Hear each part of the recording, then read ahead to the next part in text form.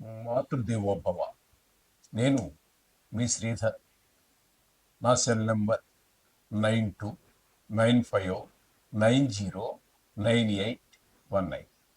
ఇప్పుడు మనం చర్చించుకోపోయేటటువంటి విషయం ఏంటంటే, రాహు మీన రాశి నుండి కుంభరాశిలోని ప్రవేశిస్తూ ఉన్నాడు. అదేంటని అడగండి. మీనరాశి తర్వాత మామూలుగా మేషరాశిని మనం చూస్తూ ఉంటాము, సవిచక్రం చూసేవాళ్ళం. ఏ చక్రం చూసినా అంతే, మీనరాశి తర్వాత మేషరాశిలో జరుగుతుంది. కానీ ఇక్కడ రాహు కేతువులిద్దరూ కూడా ఆల్వేస్, ఎల్లప్పుడూ కూడా రిట్రాగ్రేషన్ అంటే వ్యతిరేక దిశలోనే ప్రయాణం చేస్తూ ఉంటారు. ఆ విధంగా వారి యొక్క గమనం ఇప్పుడు అలాగే ఉంటుంది, రాహుకేతువులిద్దరిది కూడా. అక్కడ రాహు మీనంలోంచి వక్రగతి ఆయనకు అలవాటు కాబట్టి ఆయన వెనక్కి నడుస్తూ వస్తున్నాడు. ఇప్పుడు కుంభరాశిలోని ప్రవేశిస్తూ ఉన్నారు. ఎప్పుడు అంటే 16వ తారీఖు మే నెల 2025. ఇప్పటి నుండి ఆయన మీనంలో నుంచి కుంభంలోని ప్రవేశిస్తూ ఉన్నారు. ఇక్కడ ఎంతకాలం ఉంటారు? ఈయన ఓర్బిట్ అంటే ఈయన యొక్క కక్ష ప్రకారంగా రాహువు గాని కేతువు గాని ఒక రాశిలో సంవత్సరము 6 నెలల పాటు సంచారం చేస్తూ ఉంటారు. ఇప్పుడు ఇక్కడ 16 తారీఖు మే నెల 2025 నుండి 1.5 సంవత్సరం అన్నట్టయితే మీకు 3వ తారీఖు 12వ నెల 2026, 25లో ప్రారంభం చేస్తున్నారు. 26లో డిసెంబర్లో 3వ తారీఖు తోటి 3వ తారీఖు వరకు అక్కడ ప్రయాణం చేస్తూ ఉన్నారు. అంటే సంవత్సరాల పాటు. అంటే తిథుల ప్రకారం కొంచెం కరెక్ట్గా ఉండొచ్చు, డేట్ల ప్రకారం ఒక రోజు ముందో వెనక రావచ్చు. ఇందులో కొన్ని అధిక మాసాలన్నీ ఇవన్నీ కొన్ని కారణాలు ఉన్నాయి. ఆ కారణాల ద్వారా ఒక 10 రోజులు 15 రోజులు అటు ఇటుగా జరగవచ్చు. ఇక్కడ జరిగినటువంటిది ఏంటంటే 3వ తారీఖు డిసెంబర్ నెల 2026 వరకు కుంభరాశిలో వారు ఉంటారు. ఈ కుంభరాశిలో ప్రవేశం వలన ఈ ద్వాదశ రాశులలో మేషాది ద్వాదశ రాశులు ఉన్నాయి కదా, మేష, వృషభ, మిథున, కర్కాటక, సింహ, కన్య, తుల, వృశ్చిక, ధనస్సు, మకర, కుంభ. ఈ 12 రాశుల వారికి ఏ రాశుల వారికి శుభ ఫలితాలు ఇస్తాడు? ఒకవేళ శుభ ఫలితాలు ఇచ్చేటట్టయితే అన్ని రాశుల్లోనూ ఒక రకమైన శుభ ఫలితాలు ఉండవు.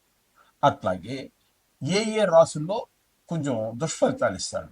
ఆ దుష్ఫలితాల్లో అన్ని రాశుల వరకు ఒకే రకమైన దుష్ఫలితాలు ఉంటాయా అంటే అవి కూడా వారు ఉన్నటువంటి స్థానాన్ని బట్టి ఉంటుంటాయి. ఈ విధంగా ఆయన యొక్క ఫలితాలన్నీ కూడా మనకి శాస్త్రకారులు తెలియజేశారు. కాబట్టి ఏ రాశుల్లో సంచరించేటప్పుడు ఏ రకమైన దుష్ప్రభావాలు, ఏ రాశుల్లో శుభ ఫలితాలు ఇచ్చేటప్పుడు ఏ రాశుల వారికి ఏ శుభ ఫలితాలు అనేటటువంటిది మనకి శాస్త్రకారులు అన్ని అరటి పండు ఒలిచి నోట్లో పెట్టినంత స్పష్టంగా మనకు అందజేశారు. అది మనం తెలుసుకోవాల్సిన విధి మనది. అయితే వీటి యొక్క బలాబలాన్ని ఇప్పుడు మనం ప్రశ్నించట్లేదు. వాటి దగ్గరికి వెళ్ళాలంటే అది ఒక పెద్ద సబ్జెక్ట్ అవుతుంది. బలాబలాలంటే స్వర్ణమూర్తి అని, రజితమూర్తి అని, కాంస్యమూర్తి, ఇట్లా మూర్తిమంతం ఉంటుంది. ఆ మూర్తిమంతాన్ని బట్టి ఆ ఫలితాలన్నీ కూడా వస్తూ ఉంటాయి. ఇక్కడ మన మూర్తిమంతంతో పని లేకుండా కేవలం ఆ స్థానంలో ఉన్నప్పుడు ఏ ఫలితాలు ఏ రాశి వారికి కలగజేస్తూ ఉన్నారు అనేటటువంటి దాన్ని మనం చర్చించుకోబోతున్నాం. కన్యా రాశి వారికి రాహు గ్రహము 16వ తారీఖున మే నెల 2025 కుంభరాశిలో ప్రవేశిస్తున్నాడు. అంటే కన్యా రాశికి 6వ స్థానంలో ప్రవేశిస్తూ ఉన్నారు. ఇక్కడ ఎంతకాలం ఉంటారు ఈయన అన్నట్టయితే సంవత్సరంన్నర పాటు ఇక్కడే సంచారం చేస్తూ ఉంటారు. ఇంకా మీకు ఖచ్చితమైన డేట్లు కూడా కావాలి అన్నట్టయితే రేపు మే నెల 16వ తారీఖున ప్రవేశిస్తూ ఉన్నారు 25వ సంవత్సరంలో, ఈ సంవత్సరంలో. అది ఎప్పటి వరకు ఉంటారు? 3వ నెల డిసెంబర్ నెలలో 2026 అంటే సంవత్సరన్నర కాలం పాటు అక్కడే సంచారం చేస్తున్నారు. ఈ సంవత్సరన్నర కాలం కూడా ఇక్కడ వీరు ఈ రాశి వారికి, ఈ కన్యా రాశి వారికి కలగజేసేటటువంటి ఫలితం ఏ విధంగా ఉంటుంది అన్నట్టయితే 6వ స్థానం అవుతుంది. కన్య నుంచి కనుక మీరు లెక్క పెట్టుకున్నట్టయితే కన్య, తుల, వృచ్చిక, ధనస్సు, మకర, కుంభ అంటే 6వ రాశి అవుతుంది. ఈ 6వ రాశిలో ఈ రాహుగ్రహం యొక్క సంచారము ఏ విధమైనటువంటి ఫలితాన్ని ఇస్తుంది అని చెప్పి మనకి శాస్త్రకారులు తెలియజేశారు అన్నట్టయితే చాలా శుభ ఫలితాలు ఇస్తుందా, అశుభ ఫలితాలు ఇస్తుందా అంటే శుభ ఫలితాలు ఇస్తుందని చెప్పబడుతోంది ఇక్కడ. ఆ శుభ ఫలితాలు ఏంటో కూడా మనం తెలుసుకునేటువంటి ప్రయత్నం చేద్దాం. ధైర్య బుద్ధి, వీర్య వృద్ధి, రిపునాశం సదా శుభం, గౌ భూమి శత్రుణా లాభం, రిపుస్థానగతో ఫణి. అంటే ఈ యొక్క రాహుగ్రహం రిపుస్థానం అంటారండి 6వ స్థానాన్ని. ఈ 6వ స్థానంలో ఉన్నప్పుడు సంచరించేటటువంటి కాలంలో వచ్చేటటువంటిది ఫలితాలు శుభప్రదమైనటువంటి ఫలితాలే. అవి ఏంటంటే ధైర్యము, బుద్ధి, వీర్య వృద్ధి, పరాక్రమము, రిపునాశం అంటే శత్రువులు కూడా, మీకు ఉన్నటువంటి శత్రువులు కూడా నాశనం అయిపోతారు. ఒకవేళ అంటే మిత్రులుగా మారవచ్చు, కొంతమంది చనిపోవచ్చు, ఏదైనా కావచ్చు. మీకు మొత్తం మీద శత్రువులు అనేటటువంటి వారు లేకుండా జరుగుతుంది. అలా రిపునాశం సదా శుభం.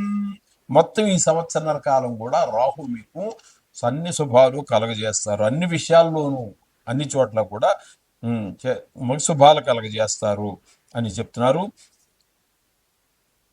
భూమి శత్రునా లాభం, రిపుస్థాను అంటే గౌహు అంటే గోవులు, భూమి కూడా మీకు సమకూరుతాయి.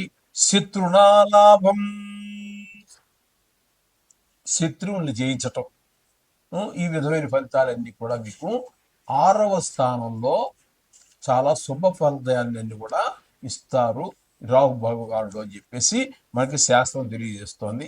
అంచేత ఈ కన్యా రాశి వారికి మాత్రం చాలా శుభప్రదమైనటువంటి ఫలితాలని అందజేస్తూ ఉన్నారు.